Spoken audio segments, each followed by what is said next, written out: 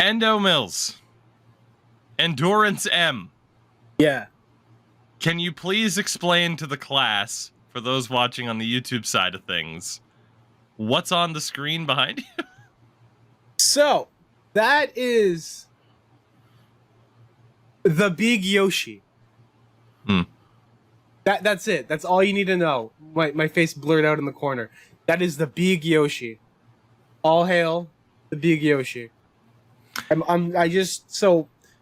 As everyone's noticed, for the past few episodes, I've been able to have a fireplace in the background, and I figured, hey, you know what? I'm gonna put random shit in the background. Just why not? Because I can hook it up with YouTube TV and with my app on my phone, and I can just flip it to whatever. So if you want a fireplace, then bam, look at it. Now it's on fire. I was really hoping it would be a black screen. It's amazing. I'm just not working. If I want to put an episode of the Tougies Take podcast, which is also on YouTube, I can do that as well, so it's super meta. Hold on. Look at this. Bam! Here we go, baby. There we are. Look at us. Double Speaking feature. of us, Endo, it's more than just you and I this week. We have 2 returns to the show, it feels like. First and foremost, the third musketeer himself, Mr. Sim for the win. Yes. How the hell are you? I'm doing fantastic. It has been a great past couple weeks. I'm happy for you.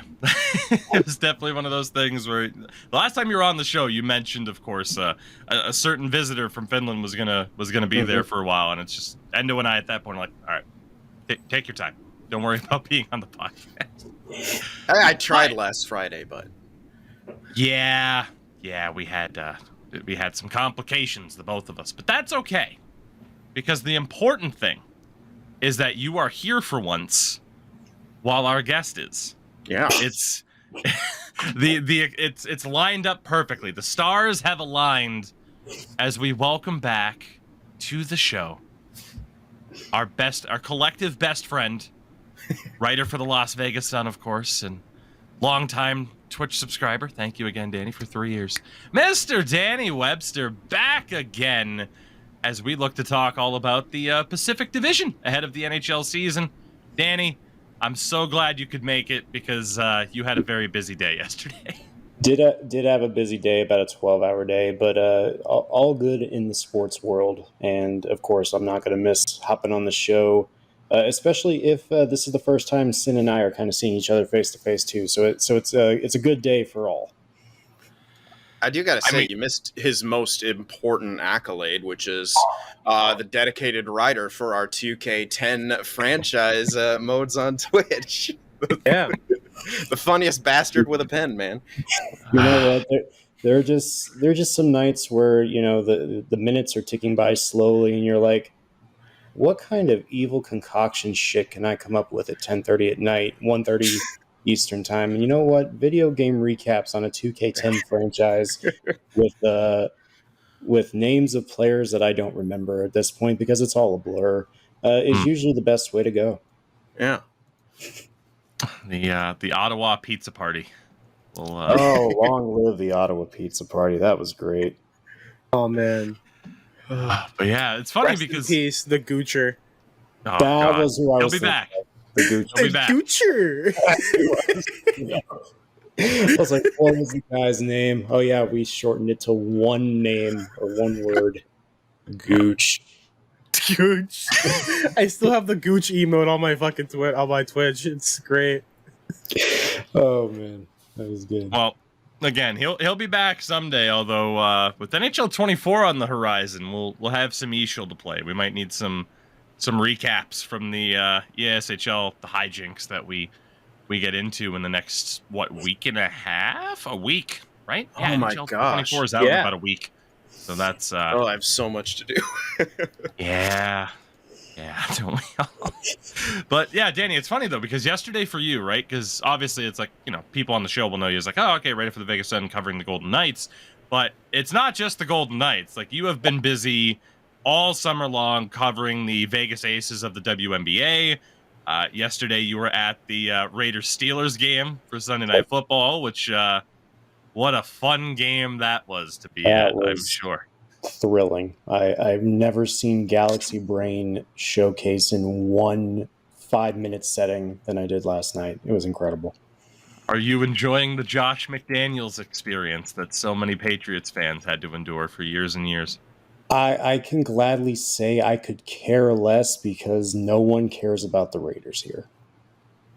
And I think I echo the sentiment of a lot of people here that it is just one big dumpster fire. And I love dumpster fires. I absolutely adore dumpster fires. And when they happen in the NFL, it's even better, as I say, as a Dallas Cowboys fan who had to watch that happen last night too. But other than that, it's a big dumpster fire here.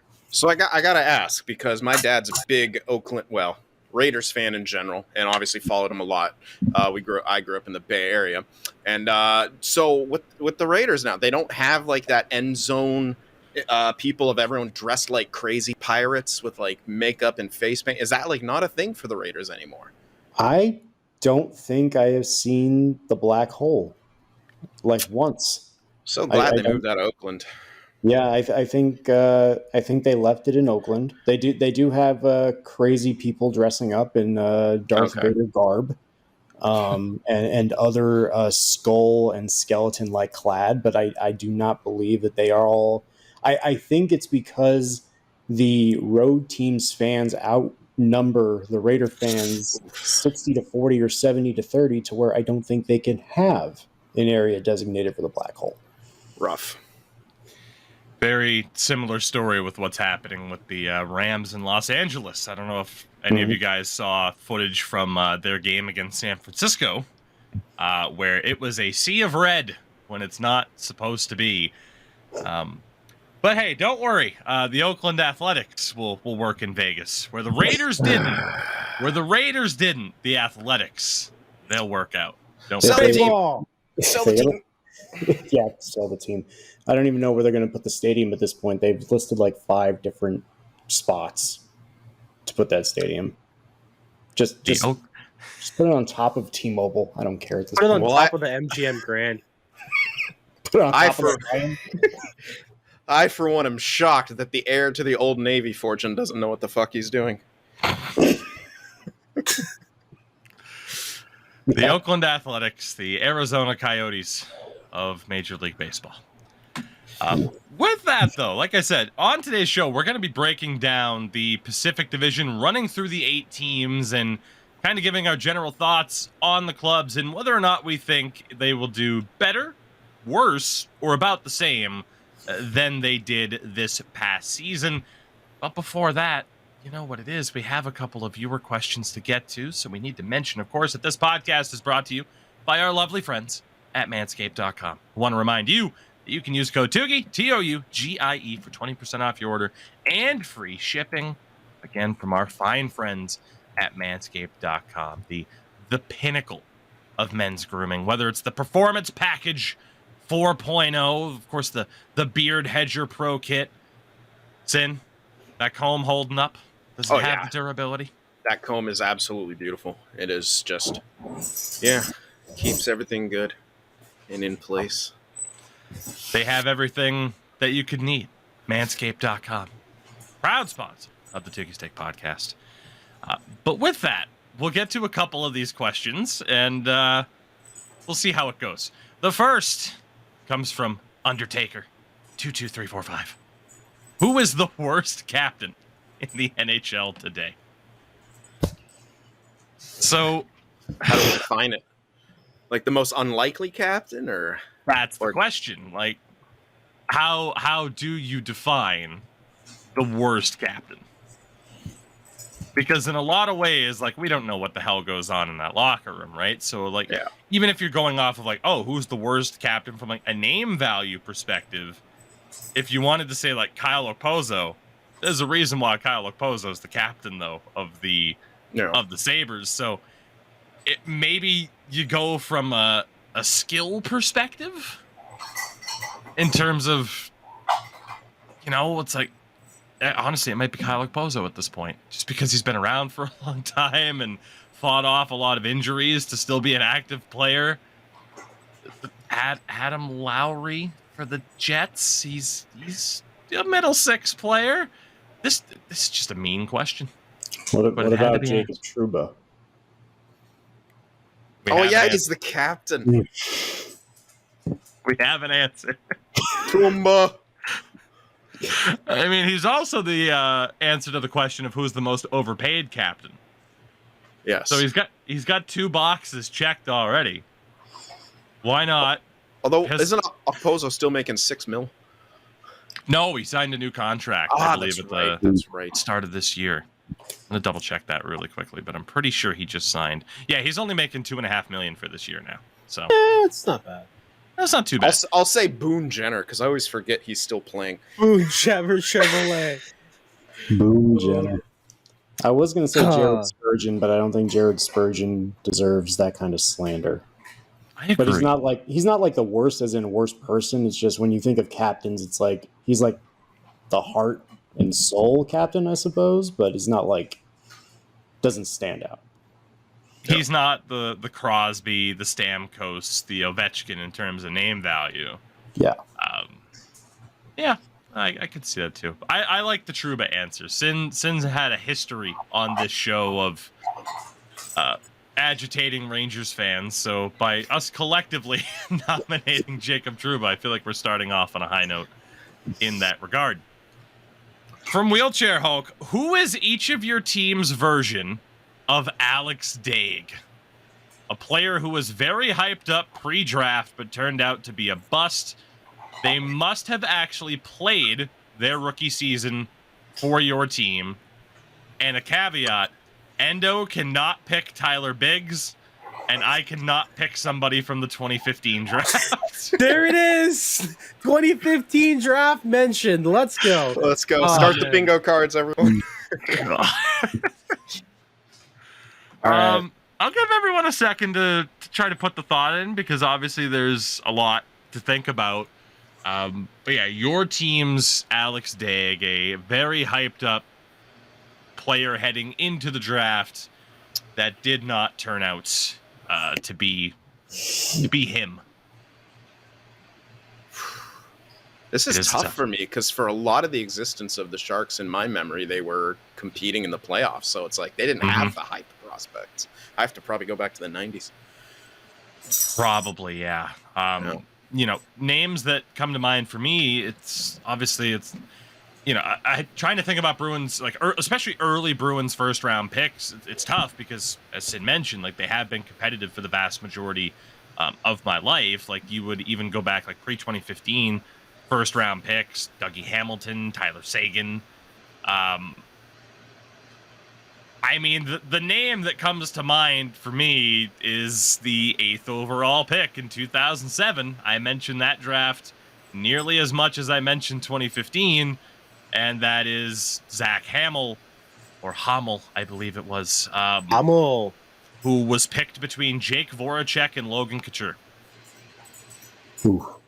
I mean, you don't go 8th overall unless there's promise there. There were other kind of later first round picks in the teens and 20s, but that's got to be the one.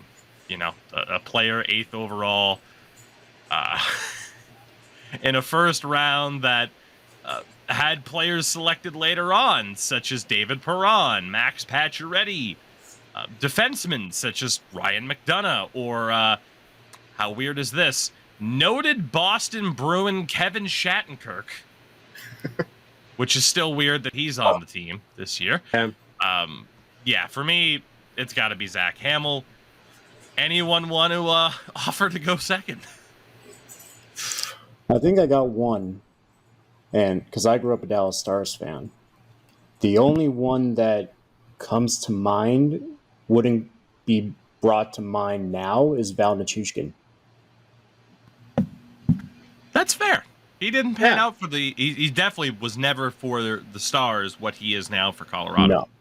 Yeah, he was. I think what was that year? He went 10th overall. I think in the year he got drafted, and he just never panned out. Like, just completely flopped. And now, obviously, big time goal scorer, getting a lot of money in Colorado. So it worked out for Dallas too. I mean, they're a top 3 team in the West now, but What would have happened if Valmachushkin actually panned out for that group, especially in the early 2010s?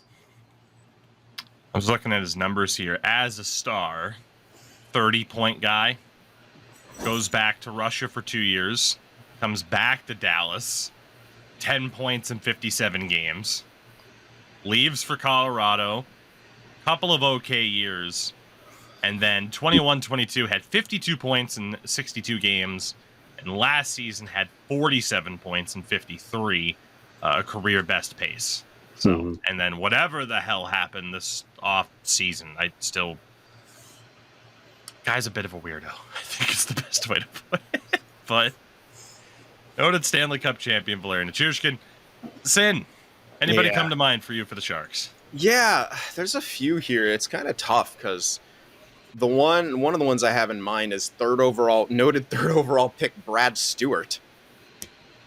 But Bruins like, legend Brad Stewart. Yeah, like he was okay in his role, I guess, but like for a third overall pick. Oh, he was okay in role getting traded for Joe Thornton. He was great in that role. The other one I was thinking of is you can argue Milan Michalek, 6th overall selection, 747 career games played with only 446 points. But again, you can adjust it for era and stuff like that, but it was in the 2000s, so like it was starting to come alive. Yeah, that's kind of a tie. And if I go even further back, it gets a lot tougher because you have to think about eras and things like that. And yeah, I would probably go with Brad Stewart at 3rd overall. Yeah. Goodness. Endo Mills, you don't have many options as a Maple Leafs fan, right? Yeah, I don't have a lot, really. I think the two, as a goalie myself, the first two that I gravitated towards were Justin Pogge and Garrett Spark. Whereas, like, I'm thinking Garrett Spark's a little bit lesser because it did came out later that he had a concussion during his like time with Toronto and tried to like play through it or whatever. And like it explains why he had like a super off year. I'm glad he's getting his chance with the Pens. Funny enough, but yeah, I'm thinking either Sparks or Pogge because Pogge was like they traded away Tuukka because everyone thought Pogge was going to be this great goalie, and then everything crashed and burned after that. Worked out great for me. What you talking about? You're welcome for the cup, by the way. Oh, goodness. And then it wouldn't be this podcast without a question like this. Would you rather eat only cheese or only bread for the rest of your life? Is anyone lactose intolerant because the decision's made? If that's the case. Only cheese or only bread? I am a Havarti cheese. Be bread, man. Like, if you can't... Like, you can't just eat cheese. You'll never, your poor bowels, So wait, are we only confined to those two, or... Don't try to overthink the question. We've learned that lesson over time. It's best to just not try to overthink. For those wondering, this is my red flag. If you give me two options, I will try and finagle my way through any situation to ensure that if I'm only eating cheese for the rest of my life, there better be some sort of charcuterie board waiting for me there. So that this is my problem. I mean, it is worth trying to further elaborate on the question, though, because it is true. Like, if you can, because that's the question too. Like, okay, if it's bread, am I allowed to toast the bread? Am I allowed to butter the bread, or do I just go and grab a piece of bread and that's it? Does that bread evolve into bagels? Can I have a bagel? See, this is my red flag. This is the shit that I get in trouble with. I like the way you think. Not to the person who asked the question. I don't like the way you think. Sorry. But I like the way Danny thinks. We had to get that one in there, though, for the hell of it. With that, though, I do think it's going to be long enough in terms of trying to talk about the Pacific Division, so let's get into it. My question, 1-8 or 8-1? What's the more interesting way to talk about this? 8-1. 8-1 it is. The Anaheim Ducks finished dead last in the Pacific Division last season. Ended up, of course, with the second overall pick, taking one Leo Carlson, who is still with the team at the moment. Another highlight of their offseason, backing up the Brinks truck for one Alex Killorn on a deal worth $6.25 million until 2027 for the 34-year-old. Beyond that, not too many major changes. They have some younger guys who, working their way into the lineup, the more full-time options, still developing, the Mason McTavishes of the world. They should have Jamie Drysdale back for the start of the season after a season-ending injury that you could see impacting his career in a negative way. But for me, the biggest takeaway for the Ducks right now, they are continuing to screw around with Trevor Zegras. Yeah, I was going to bring that up. You paying Killorn over $6 million, and they're saying that their offer for Zegras is like between $3 and $4 million. Like, Are you serious? This is a guy who has back-to-back 60-point seasons on this Ducks team. He is 22 years old, the face of this franchise at the moment. And this is a tremendous way to try and screw up any goodwill that you have with this player, especially once that scary time comes up of pending UFA status. If you even get there, who knows? They might have to trade the guy at this point. When the theme in the league is, Jake Sanderson, you're not a number one defenseman yet, but we here in Ottawa think you're going to be. Let's pay you. When that is the trend around the league, and you have Anaheim doing the exact opposite, it's just not a good look. And I can't understand the logic here. I just can't. For that reason, I have the Ducks doing about the same. They can't technically do any worse than finishing in dead last in this division. But if they do better, I don't necessarily think it's based off of their own merits, but more so teams ahead of them from last season getting worse. So it's just not a pretty time for the Ducks right now. Danny, I'll throw it over to you. Yeah, I have them pretty much about the same as well. The fact that they're playing along with this whole Zegras thing is ridiculous with 2 weeks before the season. And the key words there, face of the franchise. Your franchise, it should be nowhere but up, but I feel like the Ducks, the longer they continue to prolong this, are going to keep going downward. And this is going to be a season that's going to be defined of when is John Gibson going to be traded. Like, I feel like this is going to be the year where they pull the trigger and they ship him off to a contending team that needs a goalie. He's done his time. He's done his due diligence. There's no more for John Gibson to give to this franchise, especially if the directions of what they're doing with their cornerstone franchise savior, I guess would be to put it, you're not getting anywhere with him, and you're offering him well below market value. And the Ducks have the cap space. It's not like they don't have the cap space. They don't really spend a whole lot to the ceiling every year, so it's not like they don't have the money. So I don't see anywhere, especially now with a new coaching regime, I don't see how they're any better. If Drysdale comes back from injury and has a great season, then maybe you can start getting the optimism. But I just don't see anywhere how the Ducks can even be 15, 20% better than what they were last year. Yeah, they're in a pretty weird spot. Like you mentioned, like the lowballing of Zegras, and I just wish the NHL was cool and teams were willing to offer sheet other people, because I would do that in a heartbeat if I was a GM. Offer sheet him for $7 million, force the Ducks into a situation to sign him, and if they don't, you got a chance, and you're not giving up anything too crazy in terms of picks. But obviously, you'd only do that as a team probably on the bubble. You don't want to risk that because it should be, what is it?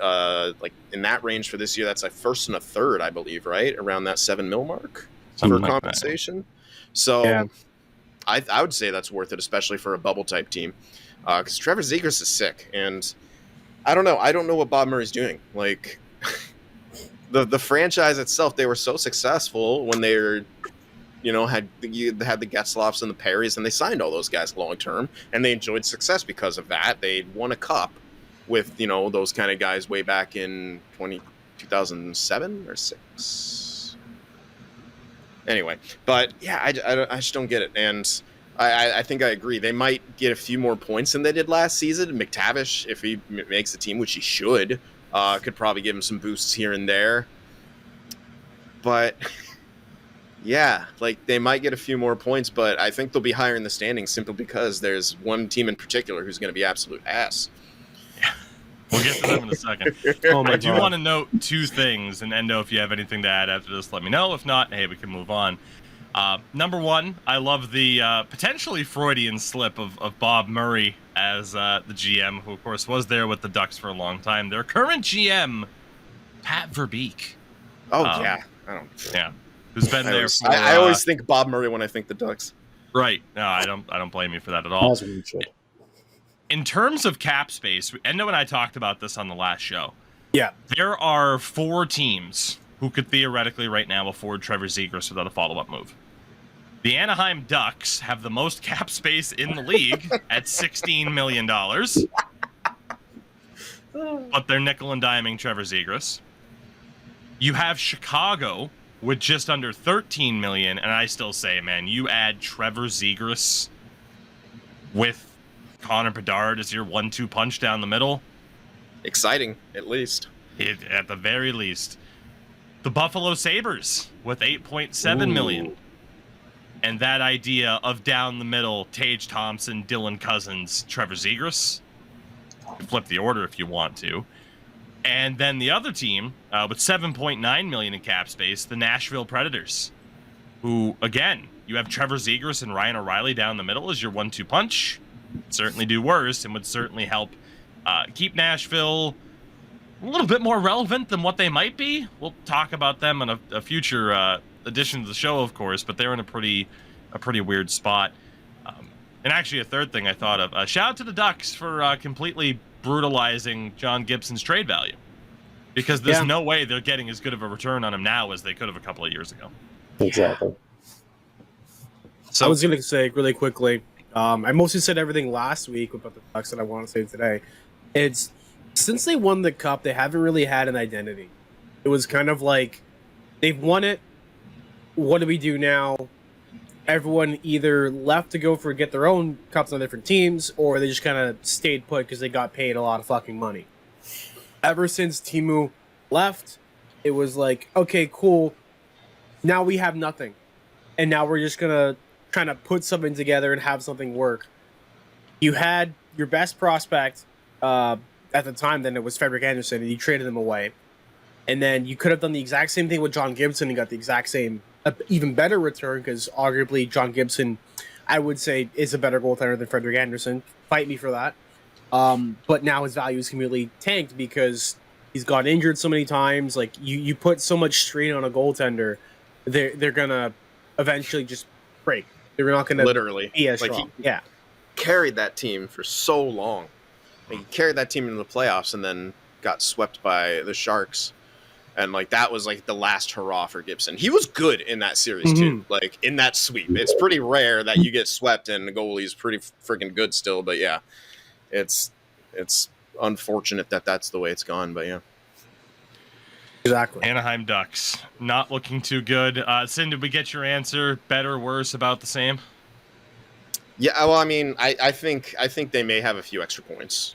I don't think they're going to be leaps and bounds better. I think there's some things in place, but again, all the stuff that they're adding or getting back in Drysdale, they're all young talents, and they're such wild cards. They might not have the direct impact, despite looking like monsters in international or lower level things. It takes a while to adjust to the professional level, even AHL. That is fair.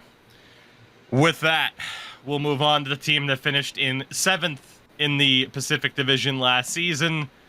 the San Jose Sharks, who Let's go. are also in an interesting spot because you talk about this lineup now at this stage, and when you're talking about additions, well, Mike Hoffman's a Shark again. That's fun. Yeah, baby. Legend. Sharks legend, Mike Hoffman. Anthony Duclair and Mikhail Granlund are there now, too. That's exciting. I honestly keep forgetting about Granlund. That's so funny. But Yeah. I am stoked about Duclair. But first Jan liner Duclair. Ruda. Mackenzie Blackwood's there now, too. Oh, yeah. Man, Blackwood, his career just... yeah. You might be missing Eric something. He's off the team now. Sorry, yeah, dude, we got Henry Thrun, man. This team is going to suck. I'm gonna enjoy watching them though, just for the sole purpose that Eklund and Bordelot are 90% making this team, and that's what I'm really stoked about. I want to see that little bromance turn into some cool NHL action and just watch them learn. Like, I'm heading in with zero expectations, as I was last season. And I'm like, holy crap, Erik Karlsson's fun to watch, but I think I may even have more fun watching just because there's so much young talent and so many opportunities for them to make the team. And hey, you never know. We throw Duclair and Hoffman on that first line. You know how much we might be able to get some decent stuff back for them at the deadline. Or you keep Duclair. No way you keep Hoffman though. He's 33 at this point. 32, yes, 33? correct. Yeah, right on the money. Yeah. So, but I'm just excited to watch them. As crap as they're going to be, I think the games will at least be exciting. But hey, you know what? We got Ryan Miller helping out our goaltenders now. Everyone remember that? Ryan Miller in teal. What the hell? The most Sharks picture ever. Ryan Miller helping out Mackenzie Blackwood in net. I mean, that's just where they are right now, right? Like, they are finally rebuilding, which a lot of Sharks fans really never thought they'd actually do. Yeah. And that's the key to rebuilding. You play the younger guys, and then you bring in those type of players I mentioned, someone like Philip Zadina as well, to try and rehab a little bit, get that value up there. Maybe if you're Zadina, you're 23 years old. If you get rehabbed, you can stay there and you have a home. But if Granlund, Hoffman, Duclair, who's only 28, by the way, which seems crazy. It feels like he's been around forever at this point. If those guys have good seasons, and like you mentioned, you can flip those guys out, get more prospects, get more picks, keep that factory kind of moving along. But yeah, in the meantime, it's funny because I said for Anaheim, I expected about the same. Technically, I think they'll do better than the Sharks this year. I don't think they'll be that much better. The Sharks are going to be worse than last year, which is, well, maybe not then. They had 22 wins. I don't know if I see them winning less than 22 games. Here's the thing. Like, if you look at some of the underlying analytics, the Sharks probably shouldn't have been as bad as they were record-wise last year because they were really tough to actually beat. Like, there's we had so many overtime losses. I think we had like 15 plus overtime losses. I'm gonna look that up right now. 16. 16. Yeah, like that's kind of crazy. Like the amount of times we forced overtime. Like we could have either had 16 more points or 16 less points if we were crappier, but we weren't. Like they were, there's a really good article by our old athletic reporter Corey Masisak, and it was just like showing like these numbers that like it's kind of impressive that the Sharks ended up with the 4th overall pick. They could have had more of like towards 7, 8, 9 just based on how tough they were to beat. But now, you might be right. We're probably going to have around 20, 25 wins, but I don't think you see those overtime losses. When we lose, we're going to lose because that D-core is filled with top 6 D-men who are going to have to play top 2 minutes. Yeah, that D-core right now, just to go through it, and obviously, like you mentioned, there are some younger guys, Henry Thrun, that could make it that you guys acquired towards the end of last season after he was coming out of college, elected not to sign with the Ducks, coincidentally. And some other guys, I could go through the younger players. There were dudes that could make it. But right now, Cap Friendly has their defense listed as Mario Ferraro and Matt Benning. For my money, Matt Benning is the best defenseman on that team. Whoa. I will have no Mario Ferraro slander on this podcast. He tries so hard. Mark-Edouard Vlasic and Jan Ruda. Radim Shimmick and Kyle Burrows. Which I feel like a lot of people are going to be like, oh, there's another Burrows? And no, it's not spelled the same. I promise. We also have ECHL legend McDonald somewhere. Oh, Jacob McDonald. Yeah, he's in the conversation too. There you Yeah, go. he sure is. Danny, any thoughts on the Sharks as bleak of a picture as we're painting? Yeah, I mean, I don't know why. I am probably higher on Kaapo Kähkönen than a lot of people are. I just felt like I think he got obviously the raw end of the deal when the Wild acquired Marc-Andre Fleury, and of course he had to be the one shipped out.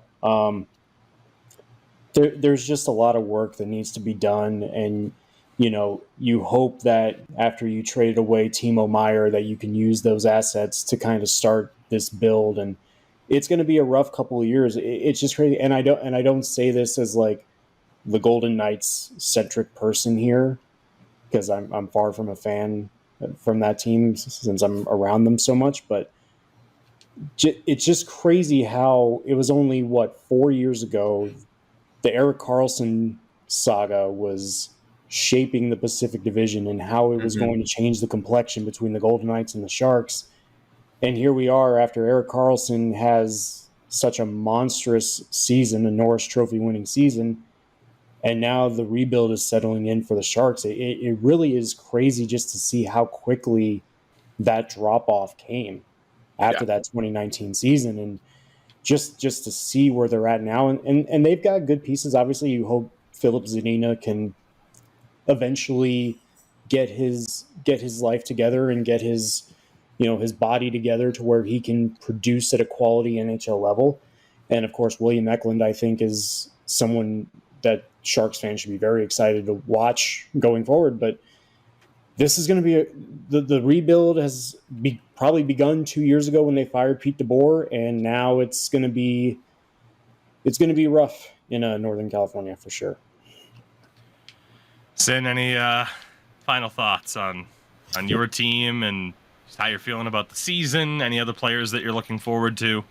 Yeah, just to reiterate on Danny's point of just how quickly things seemingly changed was Vegas and the Sharks probably had one of, if not the fiercest rivalry for 2 to 3 years. And we're like, holy crap, man.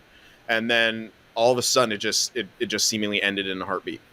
And obviously now Golden Knights are Stanley Cup champions and the Sharks are completely in the basement, which is honestly makes it feel a little bit better. It would probably suck more if we were competitive and we had to watch that team hoist the cup while we were probably one of the teams they plowed through on their way to do that. But yeah, it's nuts just how quickly things can change and how much different things maybe could have looked if certain things worked out. What if Erik Karlsson stayed healthy those first couple of years? What if? But it doesn't matter at this point. But yeah, the Sharks are gonna be trash, and I'm all for it. I've never seen this team rebuild. I became really a fan at 5 years old, 95. They weren't great yet, and when I really start paying attention, you're looking at 97, 98, 99. They were building something, and then they started competing, and then then they trade for Joe Thornton in 2005, and all of a sudden they're a monster of a team, and that carries on pretty much until you have the Cup appearance in 2016. Then I think they fell back, missed the playoffs either that next year or the year after that, but then came back to the playoffs, conference finals in 2019, and then after that it just happened so fast. They couldn't. Doug Wilson worked his magic as long as he could. Maybe the league outgrew him. Maybe he lost some of his step. But either way, this is what we have now, and I'm honestly excited about the new direction that Greer is taking and the young talent that we do have. But there's so much work to be done. I'm not expecting anything great to happen in the next 2 to 3 years. Number 6 from last season, as long as anyone doesn't have any parting thoughts on the Sharks. Number 6 last season, the Vancouver Canucks, with a 38, 37, and 7 record. By the way, I was looking, Anaheim had a minus 129 goal differential last year. Yeah, dude, it was impressive. Holy shit. Like, it's actually impressive. Yeah. The Vancouver Canucks finished 6th last season. Their offseason has been as much of a Canucks offseason as ever, really. I don't know how else to word it. Like, it's always like, oh, is this going to happen? Is this going to happen? No, it's not. There was no JT Miller trade. There's no Brock Besser trade. They're both still here. Quinn Hughes named captain of the team. They bring in Carson Soucy on a deal, $3.25 million until 2026, which is a very Canucks contract to hand out. And then, of course, the most recent thing for them was giving up a draft pick to trade Tanner Pearson to Montreal to pick up goaltender Casey DeSmith, which, in fairness, does improve their situation in goal. But at the same time, of course, it's not their fault that Tanner Pearson got hurt, but of course you had to give up an asset to move off a bad contract based on other bad contracts that you had signed. That was the most movable deal that you had. I gotta be honest, like, you can look at their roster on Cap Friendly.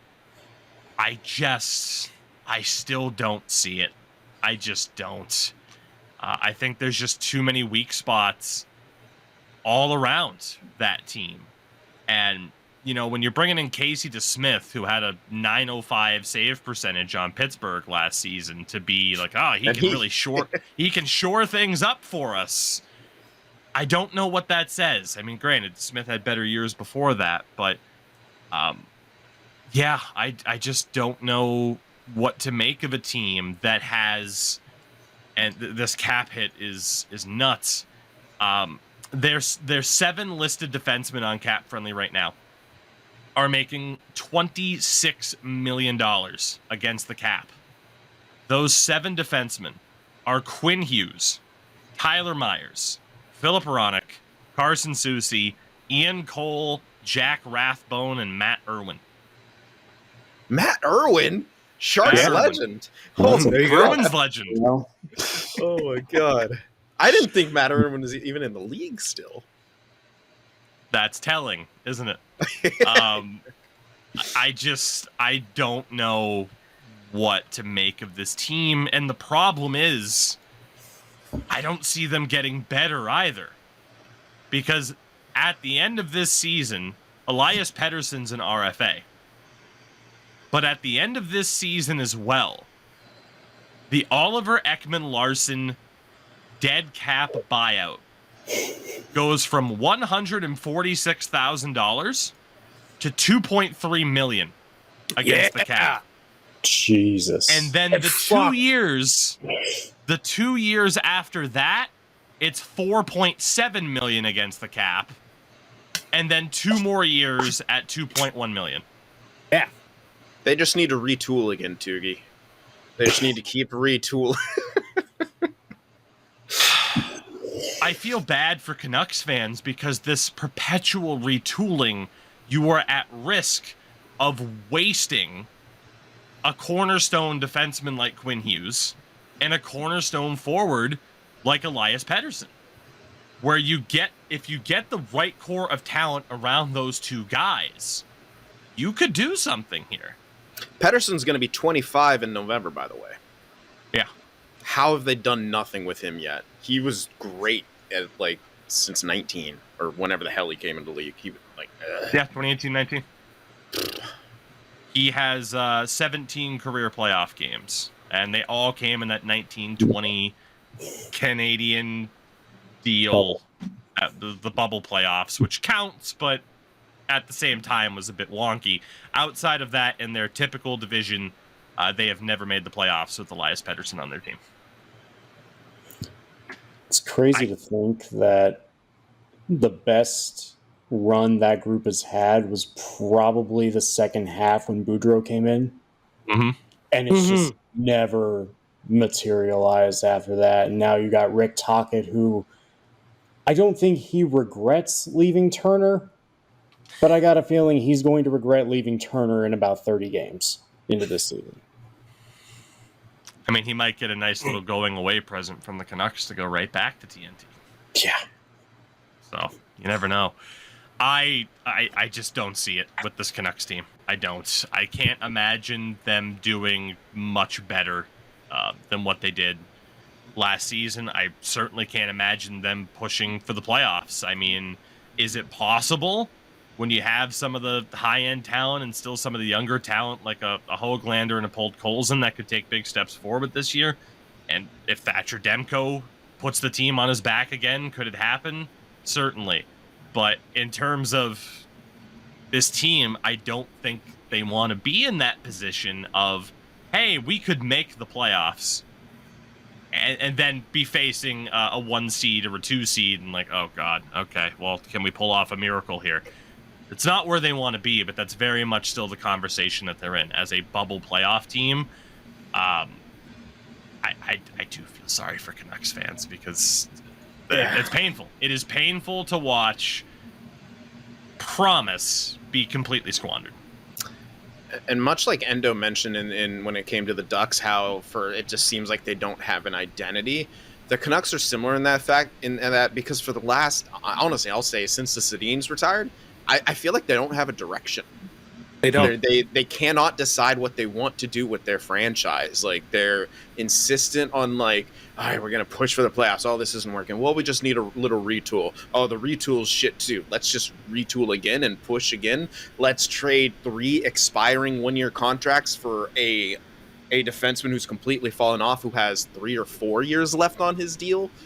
It just, none of it has made sense from any sort of business perspective. And that's all you're hoping for, is to have someone, a plan, like a plan, and stick to it. Even if it ends up not working, just have a plan and stick to it. I don't know. I will raise you this. Sorry to interject, but I will raise you this. They haven't had a plan since losing the 2011 Stanley Cup final. They had one heading into that with that core roster of the Sedins, Burrows, Kessler, Luongo in goal. And then they immediately started to overthink once they got out-dirtied in the playoffs. Although, hey, I'll give the Canucks credit here. Aaron Rome tried to out-dirty the Boston Bruins in that series. And then ever since, they just kept tinkering, and we got to get tougher, and you end up with Zach Kassian on the team, and Oh, yeah. it's been perpetual inconsistency and overthinking for over a decade now for that organization, regardless of who's been at the helm. And unfortunately, that overthinking led them down the old Jim Benning rabbit hole, which made the situation infinitely worse. Yeah. I don't have too much else to add about the Canucks.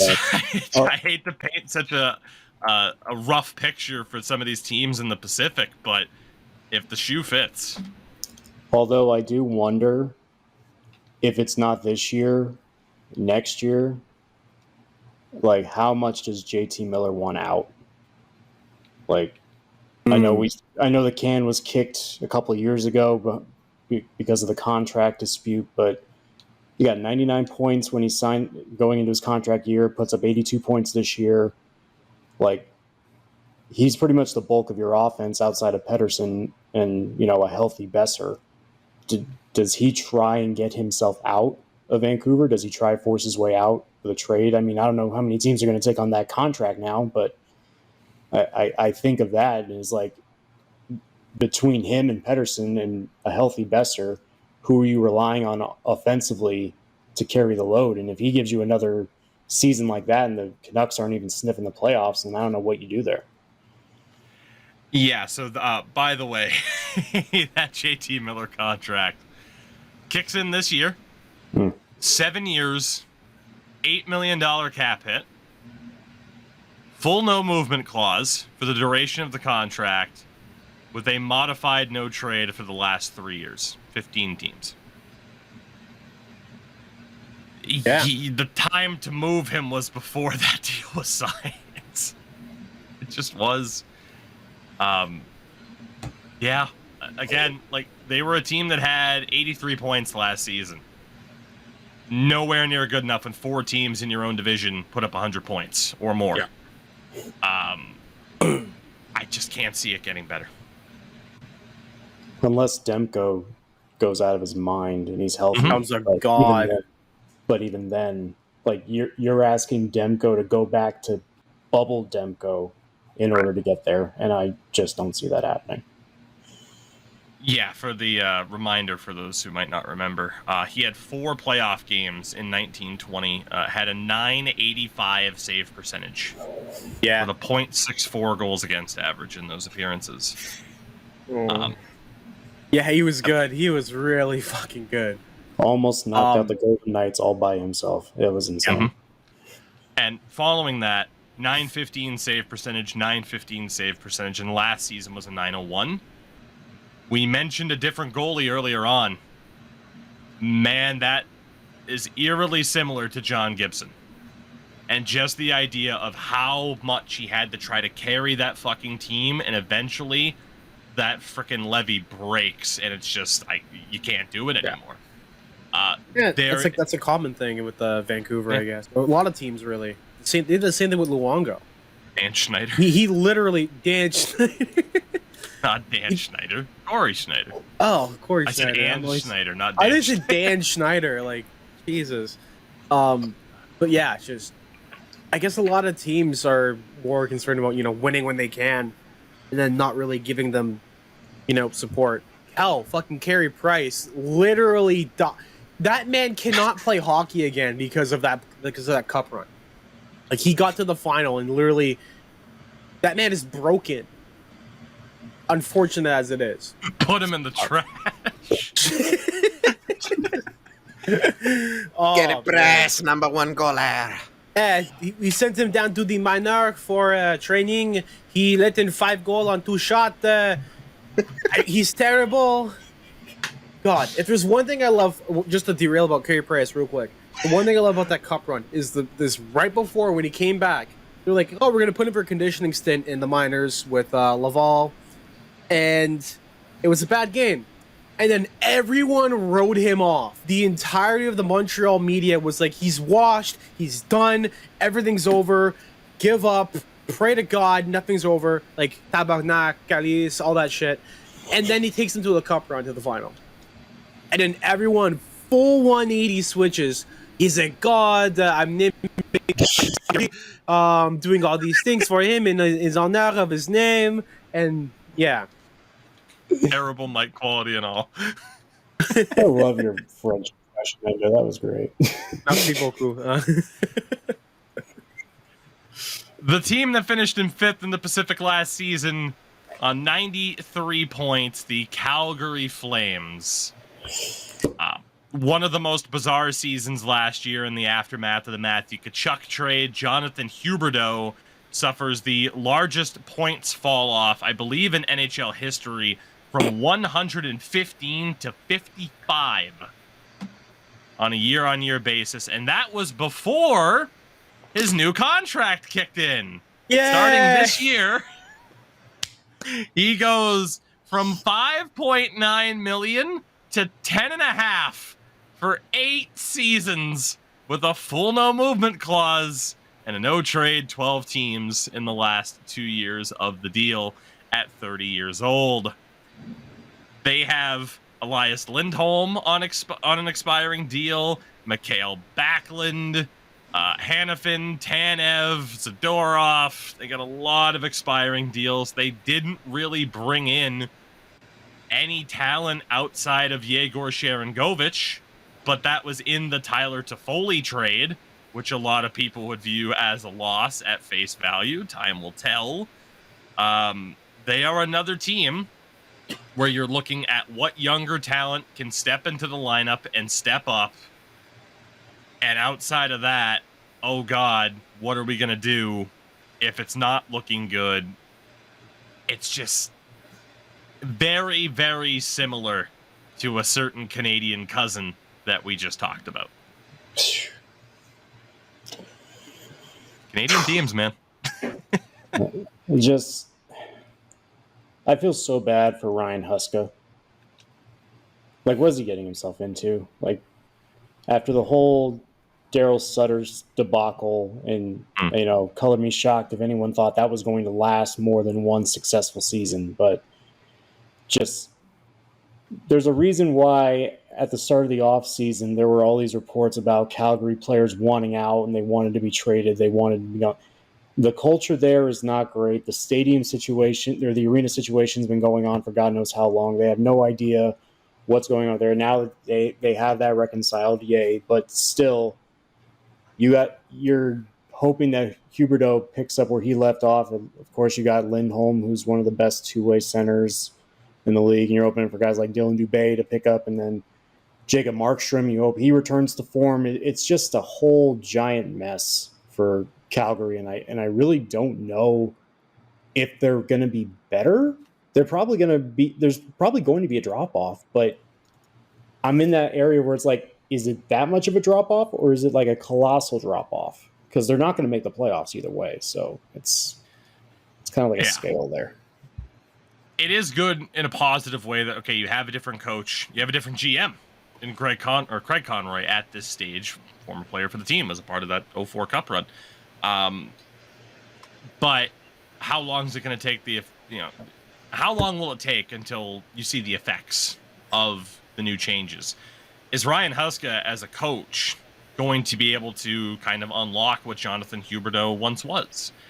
I can see this team doing better, but at the same time, I can also see, and maybe it feels more likely, that it could be like, oh, okay, it's just what's been built is fundamentally broken, and we just got to move on at this stage and kind of start to put our own spin on things. So 93 points last season, like I mentioned, I could see them doing better, but they had a league high amount of overtime losses. Can you believe it? The Sharks with 16 did not lead the league. Calgary did with 17 overtime points. You're telling me Daryl Sutter's not a good 3-on-3 coach or shootout coach? That's crazy. That's crazy. Imagine, right? Imagine. So, 90s Shark coaching legend, by the way. And he's still putting in strategies from the 90s too. Also, another one that you didn't bring up, but Mangiapane. He was looking like he could be something special. He had a 35-goal season in 21-22 and 55 points. And then in the last season, he had less than half of that goal total, 17. So I think there's a lot of guys who could bounce back with a new, more free-form coach or whatever. Like a coach that isn't just about system defense, right? And that's pretty much what we all agree Daryl Sutter kind of still is, and that just old school, I guess you could say. I could see them. There's a lot of guys who could bounce back, Huberdeau being the main one, but a lot of guys like that who could benefit from different strategies and stuff like that. And obviously, as Huberdeau is your main guy now, you got to build a system around him. Otherwise, you're spending $10.5 million for nothing. So that has to be what you build around. And I think Mangiapane, with his play style and smaller guy, speedy, can shoot the puck, I think he can benefit from that as well. So, but yeah, that's impressive considering that Huberdeau only had 55 points. Honestly, I think it's impressive that they had 93 points last season.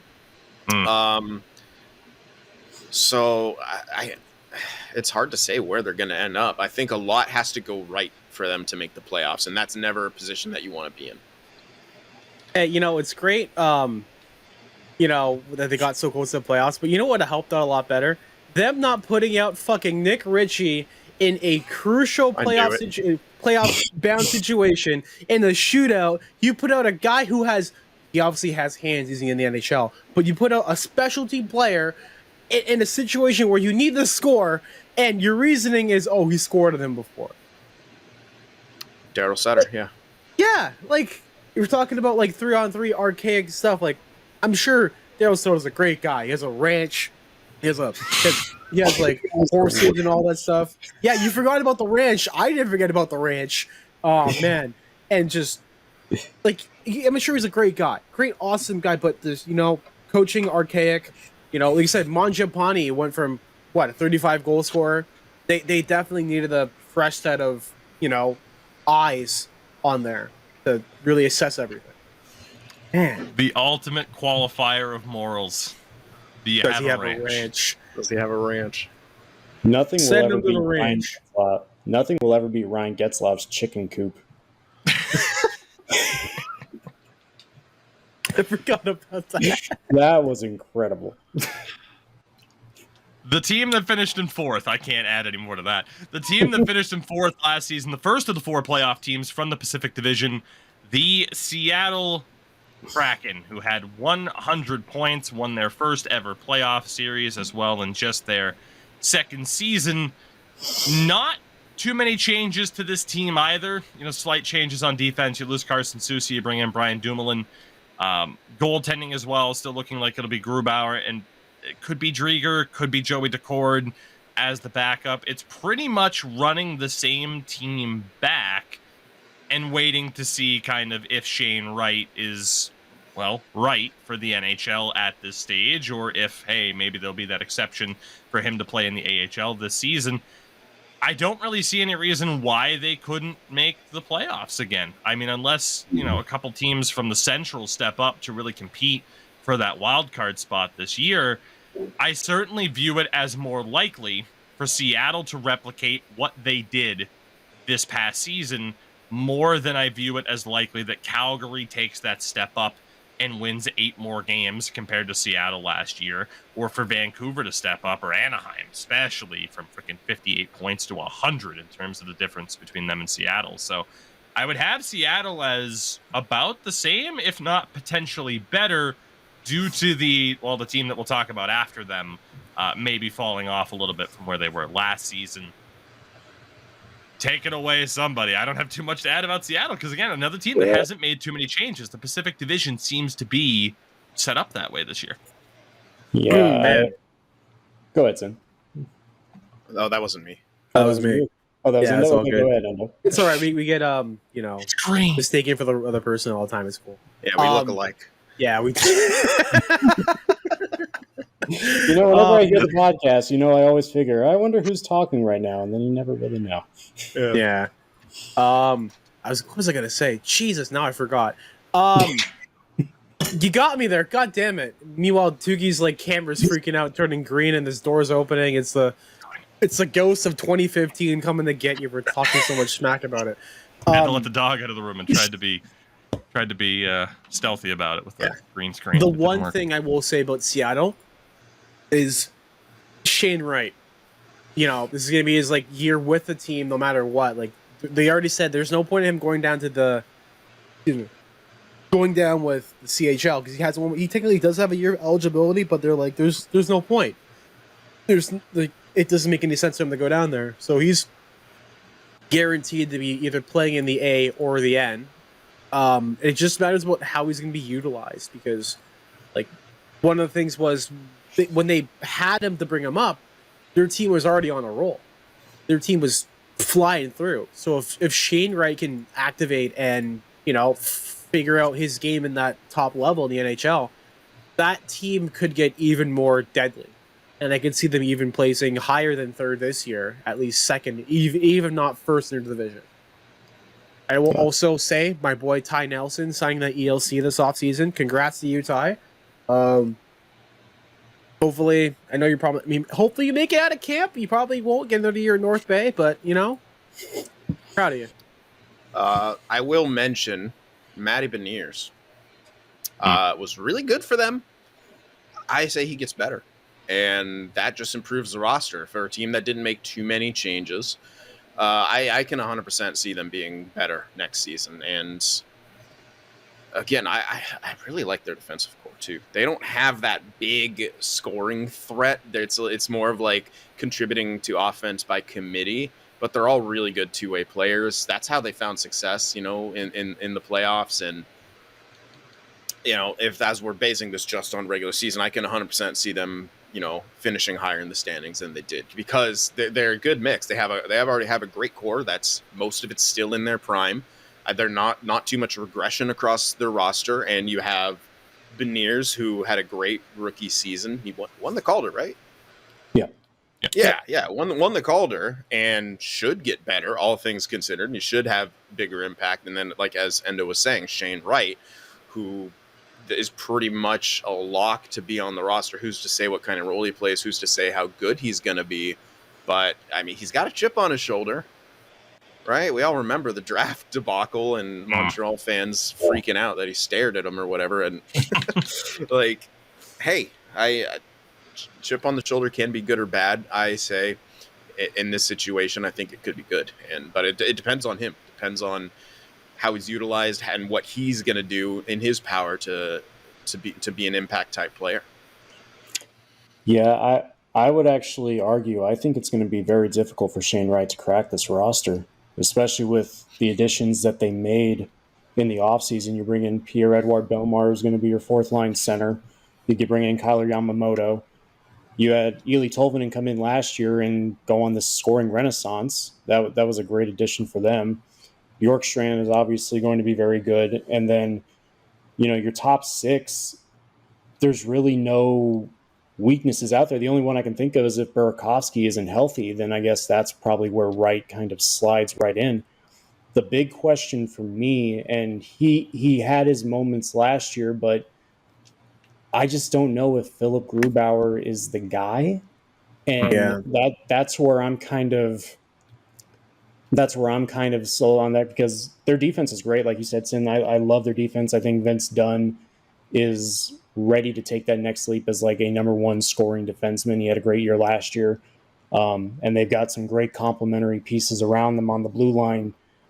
But Grubauer definitely struggled at points last year, to the point where Martin Jones was winning games. Yeah. With a sub 900 save Yeah, percentage. he was surviving games. They were winning in spite of Martin Jones. They were, yes. They were like, what better way can we get Martin Jones off this team? By winning. That's how. But I mean, if it's not Grubauer, then it's Joey Decord as your backup, and I just don't know if he's ready to take on that kind of a load either. So I think this is a big year for Grubauer. I do see the Kraken getting back to the playoffs. I think they have a talented team to make it happen. But that goalie that's making what, $6.5 million for the next few years, I think if they really want to reach their potential, it's going to have to be on him to make some saves this year. It's a very good point, because with the defensive core like that just makes it easier, supposedly, for a goaltender. And currently right now, their signed goalies are Joey Decord, 1.2 mil, Philip Grubauer, 5.9 mil, and Alex Alastesia, which is a Czech goalie, and he's got an $870K cap hit. So I was going to say that's create a player in. Yeah. They also have noted Carolina Hurricanes alumni, Jack LaFontaine, who got called up and got absolutely slapped this game. I think he's on there with a deal with them, with the two-way. So looks like he's gonna be sent down probably. The team that finished in third this past season on 104 points, 47 wins, the Los Angeles Kings. Ooh. Big addition following a big trade. Pierre-Luc Dubois comes over from the Winnipeg Jets in exchange for Gabe Vilardi, Alex Iafallo, Rasmus Kupari, and a second-round pick in 2024. So a big deal there, but they lock in PLD, presumably as their second-line center. And, of course, they have Kopitar, Philip Dano. I mean, you're looking good there despite giving up some of the forward depth. Defensively, not too many big changes. Probably look for Brant Clark to make this team at 20 years old and really take that step forward. He might not be the only younger player that really steps up. But the biggest change for them, and the X factor of all of this, is the goaltending. Maybe even more so than Seattle, because their goaltenders on roster. Phoenix Copley. Yeah. Cam Talbot. And big save Dave Riddick. Oh, man. Also under contract, JF Berube. Yep, Golden Knights expansion legend JF Berube. PTO JF Berube. Correct. And Eric Portillo as well, who's coming over from the college game previously with the Buffalo Sabres. This team goes as far as that goaltending can carry them. And on paper, you would not expect that goaltending to be able to carry them all that far. Man, I will say this. David Riddick looks like a beer league goalie. I watched him play that series, the global game with Arizona. The way he just moves on the ice, he looks like a beer league goalie. He's an NHLer, but he looks like a beer league goalie. I will just say it like that. It's the weird stiffness, no fluidity in his movements. Yeah, he has good style, though. Shout out to Vince from CCM, formerly Bar Down, who does all the pad designs and gear like that. His gear is so sick. And Danny, Sin, any disagreements Yeah. in terms of just, in terms of whether or not Big Save Riddick. Dave's a beer league goalie or just the concerns with the Kings He roster? looks like a beer league goalie. He moves like a beer league goalie, but he's an NHL goalie. I see.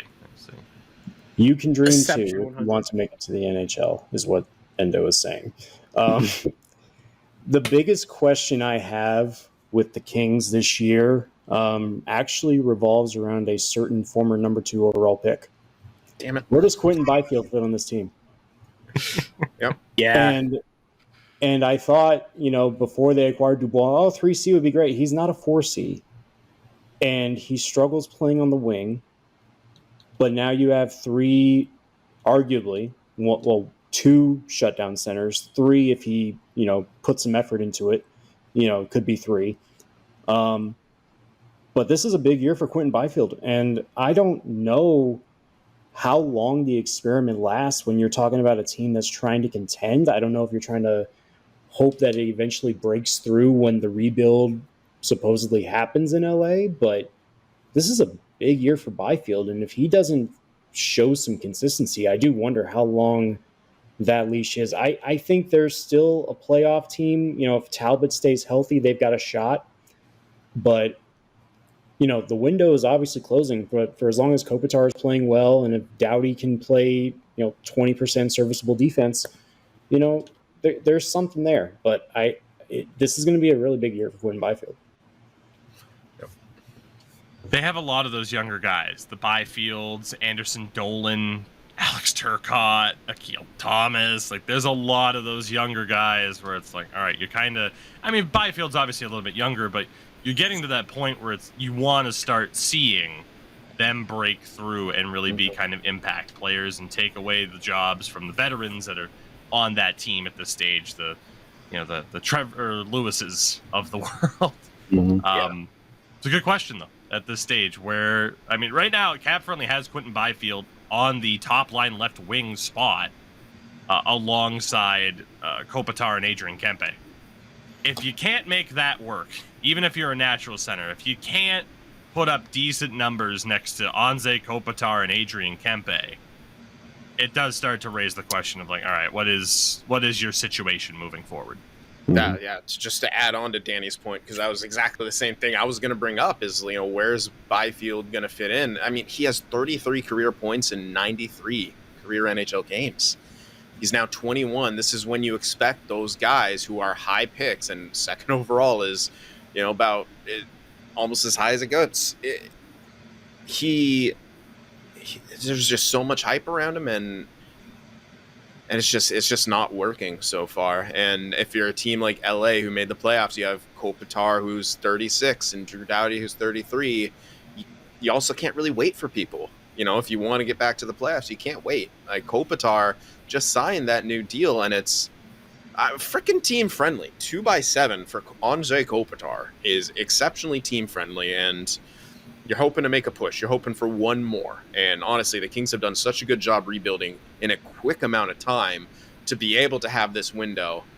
I agree. Like, I completely agree with Danny. How long do you give Byfield? Because, like you said, Tougie, if you can't play with Anze Kopitar and put up decent points, there's maybe a problem. You can't be a specific type player. If you're a second overall pick, you got to have flexibility, especially as a younger guy on a roster that's a mix, and he hasn't shown that yet.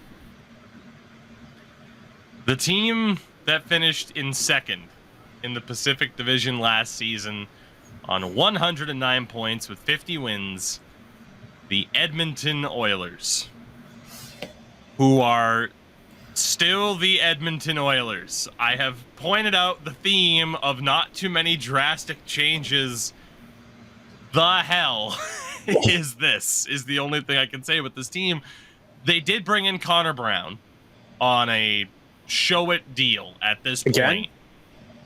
Well, not again, because last season he was signed with the Washington Capitals and played 4 games before, I believe, blowing out his knee and missing the entire rest of the season. So he's coming off of a major injury and trying to kind of take that step forward, joins a former teammate and Zach Hyman on that squad. But then the rest of the lineup... Connor McDavid. Yeah. The rest of that lineup is the same thing of, okay, you might have younger guys continue to break through, the Dylan Holloways of the world. It took them forever, but they got Evan Bouchard under contract. But you're still looking at guys filling out this roster like Lane Peterson, who cap-friendly has Sharks legend Lane Peterson. Yeah, thank you. Who cap-friendly currently has slotted in on the 4th line. That could change.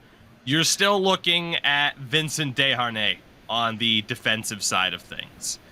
And if it's not guys like that, you're looking, again, at some of the younger guys, but you're looking at healthy scratches at forward, like Brad Malone, Trey Kajula. Like, they still, in my opinion, are suffering from the same issue of not being able to get that proper depth in across the lineup that can continue to cost them. Maybe this is that combination that finally works for them, but at the same time, I still have a hard time seeing them breaking through and not suffering the same set of circumstances that they always seem to fall to come playoff time, once the rules are different, once Connor McDavid takes that bit of extra abuse, and you need those contributions up and down the lineup. I just don't know if they're gonna get it from the Janmarks, the Warren Fogels of the world. I'm having a hard time seeing it still. But have you seen Stuart Skinner's mustache? I have. That's a man who's... I have seen it because they show him on the bench all the time while they refuse to. He gets pulled in the playoffs. Oh wait, no, they kept him on the fucking ice even though Jack Campbell was better, and they're paying him $5 million a season. But what a mustache! Yes, Lanny McDonald-esque mustache right there. Yeah. I mean, when your 7th D-man, at least on cap-friendly, is listed as Marcus Niemelainen, as awesome as the Finns are, like, again, Oilers no depth. It's the Connor McDavid and Leon Draisaitl show once again, and Leon Draisaitl's contract expires 24-25, and he's severely underpaid. The clock is ticking. He's making. Sorry to cut you off, but really quickly, he's making $8.5 million. There is no way he doesn't get at least the 12.5 that Connor McDavid's currently making. Yeah, right. And a $4 million raise to his cap hit, you're even more screwed if you're Edmonton. I can't imagine Draisaitl being an Oiler after that 25 season. The only bright side is that's the same year that James Neal dead cap comes off the books, but that's only $2 million. I mean, hey, then maybe you can make it. You can find a way to ship out Darnell Nurse, who's making $9 million. Who's to say? Yeah, that pairing is going to be fun again. Darnell Nurse and Cody Ceci. I think the Golden Knights would love to see that again another 6 times in the playoffs. It's just, you look at this roster and it's just, there's a reason why the Golden Knights dominated them at 5-on-5. It's like, once you get McDavid and Draisaitl off the ice, who do you have as your bottom 6 to carry the... And they were playing 11-7 throughout the entire postseason, so it's not like they had any reliable 12th forward that they could have put in there. When you put in Desharnais as your 12th forward, you're not really getting anywhere with that. But if there's... I am very anti-Edmonton in the sense that I don't think they're going to go anywhere until they address the real needs that they need to. But if there's any saving grace that they have, a full year of Matthias Ekholm might help.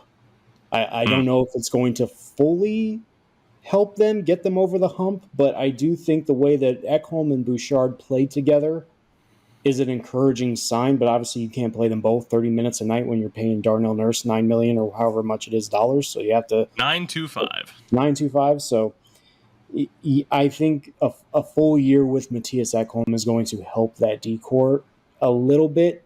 Is it enough to eliminate the Golden Knights in the playoffs? I don't think so. So they're going to be good. They're going to be great. That's their mantra. But when the time gets going and they have to face those teams that are much better than at 5-on-5, like Colorado 2 years ago, Vegas this year or last year, that's when they boggle down. And I don't see how that can sustain for a long playoff run.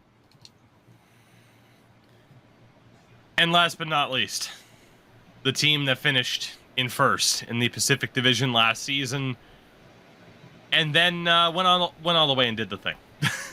Only way to put it. The Vegas Golden Knights, and obviously they've had an interesting offseason. The departure of one Riley Smith to the Pittsburgh Penguins, the probably biggest move of the bunch outside of the re-signing of Barbashev, of course, to essentially take Riley Smith's spot. But outside of that, you are talking about the core of this team being the exact same. You have had no major departures outside of that Riley Smith kind of move there. They're the same. And if they stay healthy, and if you get good goaltending again from Hill and Thompson, it's been confirmed Robin Leonard's going to be out again.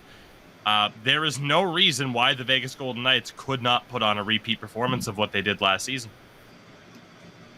Yeah, and that's pretty much the vibe in the room right now, is that Kelly McCrimmon addressed it. You don't see champions bring back their entire core.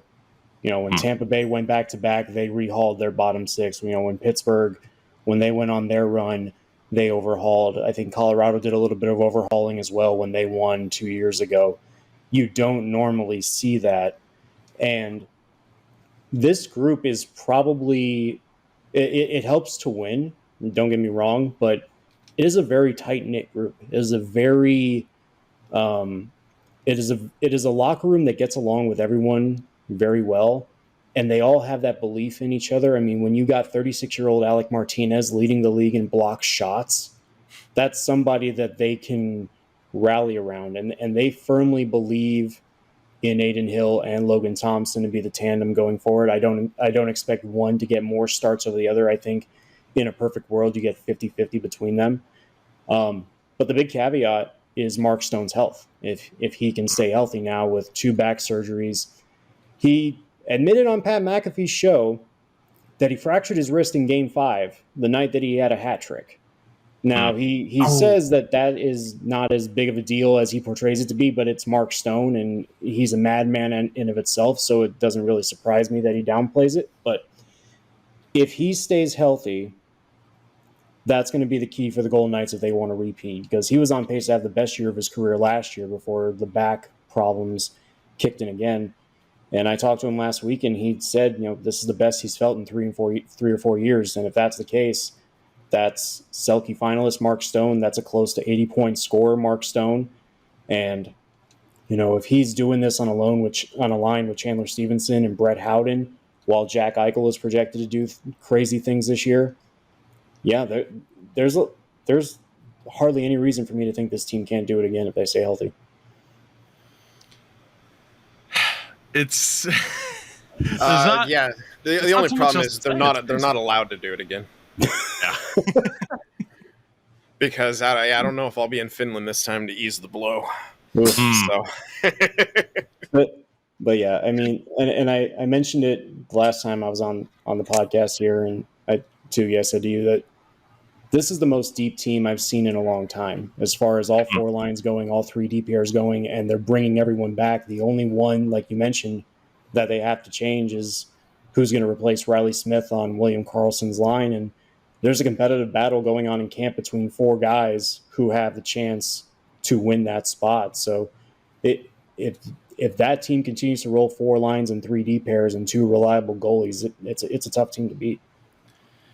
Yeah, the crazy thing to me is that they've kind of always been that deep team from year one.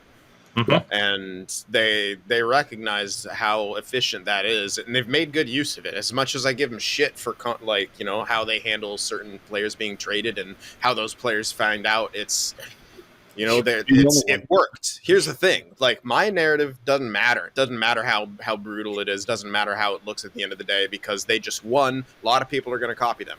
That's how the NHL works. So, it's even if they fall, even if they don't get it done again, even if Mark Stone eventually falls off due to the injury complications and everything like that, the fact that they have no real big prospect core, they can't sustain it. It still doesn't matter because they won. And it'd be nice to win.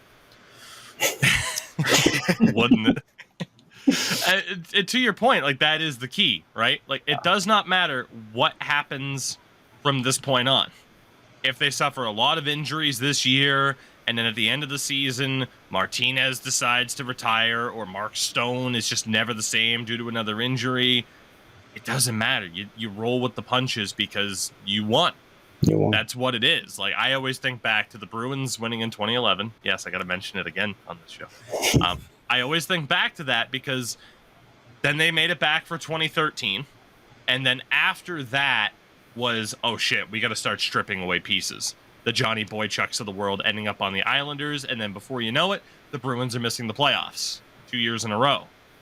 They landed David Pasternak in the draft in that time, though. And hey, all of a sudden, here they are in 2019. And we don't have to talk about how last season ended. But it's just one of those things where it's like you can make the most of whatever opportunities presented to you, but as long as you've won, you're good to go moving forward. It literally just paid off. Matter. The gamble paid off, as Endo always would call them. They're the Vegas high rollers, and while it's not the greatest long-term strategy, they weren't looking for long-term. The second that they saw what they did in that first year, Vegas just said, "Okay, we're going all in," literally. And how fitting for them to be Vegas and continuing to make these gambles and them continuing to kind of pay off, despite the fact of how awesome it was last year, or the year before last, when Vegas completely kind of pooped after getting Jack Eichel. And I'm like, oh yeah, finally reap what you sow or whatever. And then they come back and win the cup, of course, because I can't have nice things. But yeah, it worked. And that's the cool thing. I don't know if we'll ever see a team pull that off again, which is, it's pretty crazy. Like, just the amount of continual bets that they made, making high level trades, signing high level guys. And then it works. Like, they kind of franchise moded their way and won a cup because of it. I guarantee you will never see a team use 5 goalies, including their AHL starter for 2 of them. Yeah. And Jonathan Quick, of all people, to basically carry the ship. But the one important piece in all this, and again, it still boggles my... And I understand there were other deserving candidates this year for the Jack Adams, but for Bruce Cassidy to not be a finalist last year is still the most baffling thing to me, given the situation of what he had coming out of the All-Star break and then had to work his way to the top seed in the West and push this team on a dominant run to win the cup. Like, that's insane. He wasn't even a finalist. No. I assumed he was a shoo-in for a finalist. I thought he would have been. But and don't get me wrong, we got Lindy Ruff and Dave Hackstall and Jim Montgomery. Of course, those 3 different stories that are deserving, but Bruce Cassidy should have absolutely been a finalist for the Jack Adams. And talk about, high rolling and gambles. For as good as Bruce Cassidy is, I always thought it was a huge gamble to move on from Pete DeBoer, because I felt like he should have had at least one more year with that group fully healthy, and then to see what could have happened. But, they made the decision when they did. Bruce lands in Kelly McCrimmon's lap, and they're off and running. So it obviously worked out, but that was the gamble that I think really started everything with this group. I could see the Pacific Division winding up eerily similar to what it was last season, for all the reasons we just talked about. The complete package that you have with Vegas. Edmonton, you got that X factor of the depth, the Kings, the goaltending. I could see it ending up very, very close to what it was last season. Honestly, if I had to put money on it, I would say the only change that we see is maybe you flip Seattle, LA, and San Jose, Anaheim. That's and exactly what pretty I was much going to say. Yeah. Yeah, then you pretty much call it good. I wouldn't be opposed to seeing a surprise, though. I wouldn't be opposed to seeing Vancouver or Calgary figure their fucking shit out. Like, please, for the love of God, figure your shit out. Especially Vancouver. You got to stop wasting the 2 star players in particular that I mentioned earlier. But yeah, with that, gentlemen, I think it was a good talk. It was a good talk, and we'll wind things down. As much as I want to be like, so how about those NHL 24 player ratings? I'll save that for a later date because Jesus Christ. But with that, first and foremost, Danny, I want to thank you for being on the show again. I would have you here every episode if your schedule permitted it. You are the officially unofficial but official 4th member of this podcast, and literally any time you ever wanted to be on, all you would have to do is say, "Hey, I have time." And again, our schedules are probably Monday and Thursday for this season, so just let me know. Whenever you guys have, or whenever you guys have a good amount of time, or whatever the schedule's looking like, just let me know. I always love chatting the old stick puck with y'all, so it's always a good time. That's the way to do it. Sin, Endo, I want to know what you two got going on. Well, Endo, I know you still have computer issues going on. Has anything changed in the past few days?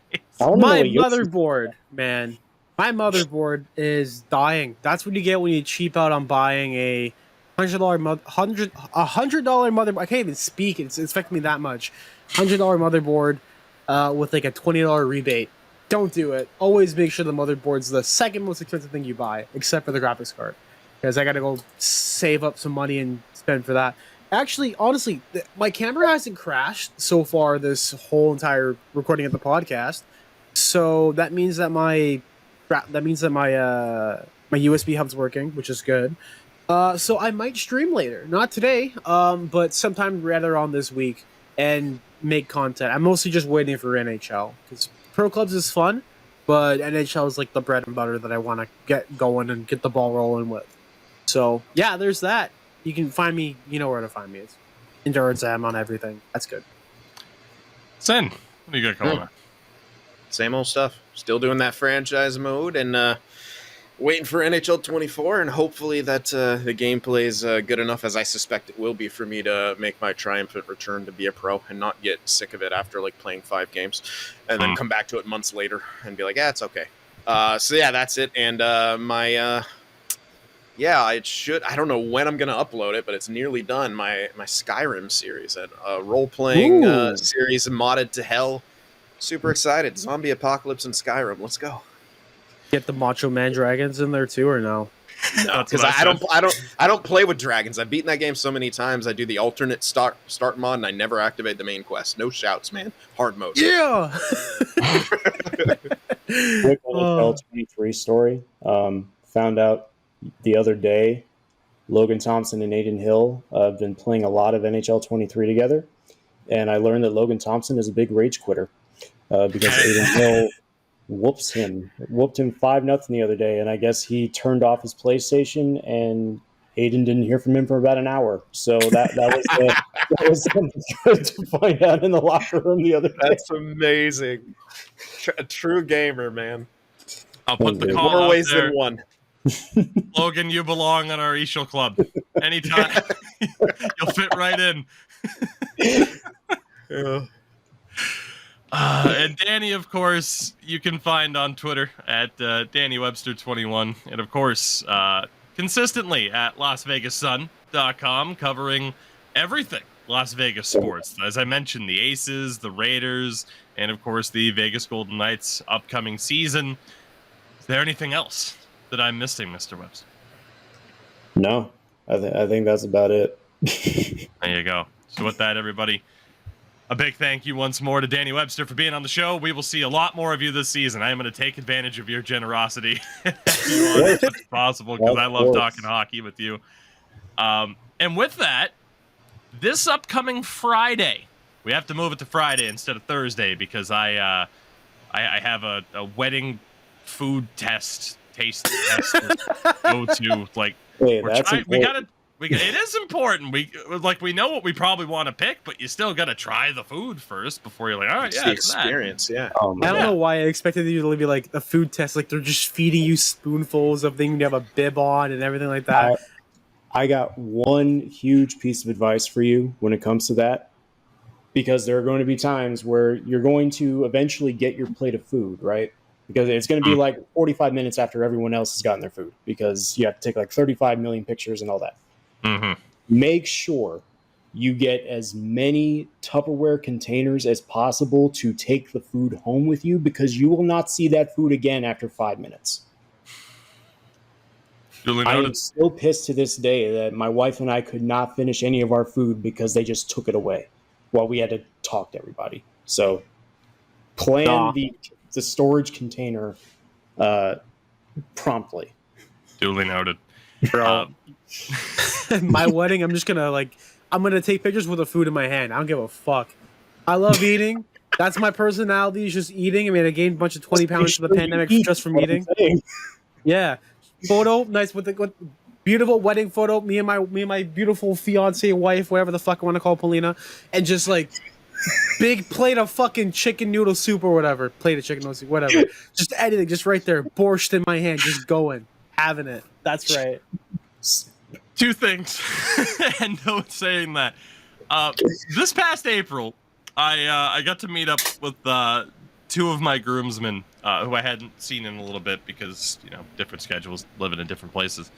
And it was the first time that one of them had met my fiance, and it was one of those things where it's like, in terms of state of Maine, I moved more east while they moved more south, like most people do. I moved closer to the middle of fucking nowhere, which I never expected to do.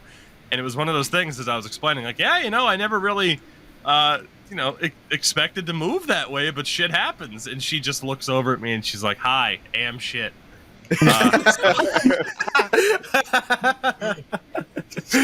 So I know reminded me of that horrible moment for me. That's good.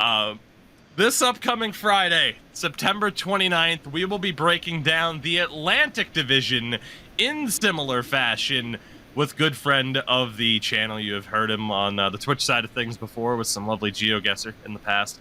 But Rahil is going to be on the show with us. Of course, he is a part of the NHL podcast on the Hockey News, big on TikTok, and noted Montreal Canadiens fan. So we will be talking with him this upcoming Friday all about the Atlantic Division and seeing how we think that's gonna play out. And I get to talk about my Bruins a bit and cry over still having to face the reality of no Patrice Bergeron and no David Krejci, which I keep going through the levels, the 5 stages of grief.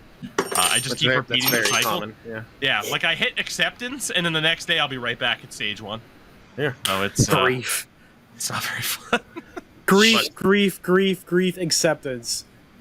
Yeah, subsection grief. Subsection. With that, everybody, we will see you later on this week as we officially kick off yet another new season here at the podcast. This will be Sin and Endo's 3rd season, the 4th in general for the show. How the hell have we? Man, okay. We'll be back this Friday. We love you. Thank you again, Mr. Webster. We'll see you all this week.